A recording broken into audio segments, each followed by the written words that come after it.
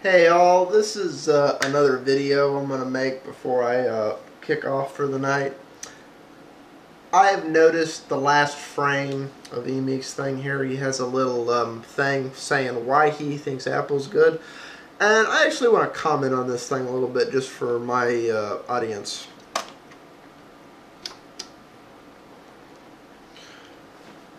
Apple, as freaky about control as they are, have more transparency than even Google. Apple sneaks nothing by the user. They tell you what they have and let you decide. Well, okay, there's where he starts to get iffy. I'm not sure I agree they're more transparent than Google. They each have their behind-the-scenes things. In some ways, Apple's more transparent. In some ways, Google's more transparent. But that's not the part I really want to get into here. I guess at the end of the day, they do let you decide. You know, they say our way or the highway. They don't offer free services and try and make you like them. I really think Google could give a shit if you like them. And Apple definitely does not offer anything for free. Only recently did they decide a keyboard and mouse was a necessary inclusion in their systems. Apple compromises on nothing, not for you, me, or anyone. And he respects them a lot for that. A lot more than, but it's free. I don't respect Linux because it's free. I respect Linux because at the end of the day, it trusts its end user enough to understand maybe we didn't get it right.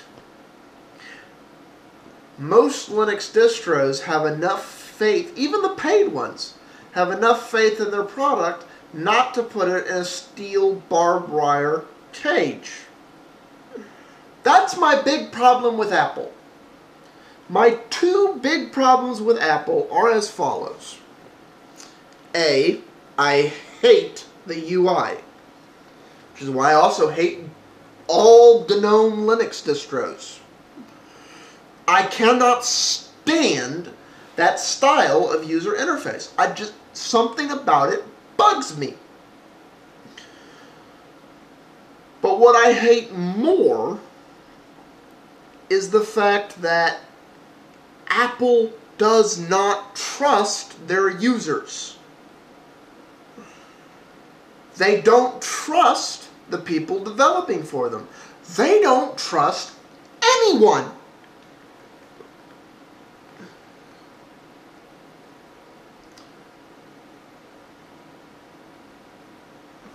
Not for free, but for a price we're willing to pay for. A free product means they are not sure it's good enough to pay for. This is actually something that hurts Linux a lot, is because people actually believe that mentality. They're like, it's free, it can't be worth anything.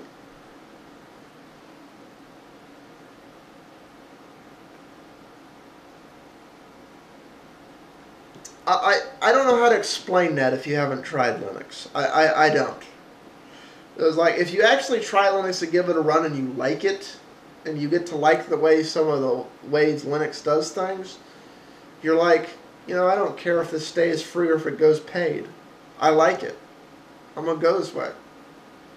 There's quite a few Linux distros I actually subscribe to. You know, I have a subscribe donation for, you know, preferred thing and other things. I don't have to have it, but I like them, and you know, I'm giving back for future development of that product because I like it. I like it much more than Apple. I like it much more in Windows. Like I said in many other videos, I would probably, I mean, Apple will never adopt a UI I like. I know that because the Apple style is the Apple style. You know, the Mac OS has its style, goes all the way back to the original Macintosh, and when Windows shifted from copying that to being different and having the start menu and having other things, I'm like, this UI makes more sense to me, and that was why I switched over. And I don't ever see Apple moving away from that. But if they would open up so that you could do development, basically what it comes down to is they don't trust their users. They don't have enough faith that they made a good enough product to allow people to add to it. They don't have enough faith that their system is good, that they feel everything must go through them. They have so little faith in their products that they have to micromanage every little tiny aspect of them rather than set them free. Emeek seems to be happy with that. He wants someone to tell him what he wants, tell him how he wants to use something, tell him that he doesn't want to use the features it's capable of doing. I prefer someone who has enough confidence that they got it right, that they're going to let me do it different if I want. And I go, well, we designed it for what we feel is the average or normal mainstream, but we're going to leave it open enough that you can do it differently if you want, and you can add extra functions to it if you want, and you can change some default things if you want, so that it makes sense to you, so that it's your computer, not our computer. When I sit down in front of a Linux box, I tweak it, I make it my own. When I sit down in front of a Windows machine, I tweak it and make it my own as much as I can. Windows isn't a particularly good OS, so I'm kind of limited in what I can do there. But, you know, I can add things to it that Microsoft never will because they don't see a need for it. When I get on a Mac, I'm stuck in that little Mac bubble. If I decide, you know, I really want this to work that way. I think this should be here. I think this should be that way. Well, we here at Apple don't, so it won't. If you just open this little hook here, I could do it myself. No. No, no. We don't have enough faith in our product to let you make it your own. It's ours, and it's ours only. We think if we let you make it your own, it detracts, and then it's, you know, it's not ours anymore. We have to control it. We must be in charge. He's happy with that. That is exactly why I hate Apple. I want a company or an organization or a software design, free or paid, doesn't matter, has enough confidence in their product that they're willing to set it free and let it do what it can do, rather than stick it in a cage and cut its wings. Because that's what Apple does to everything they create. They literally prevent it from being able to live up to its fullest potential.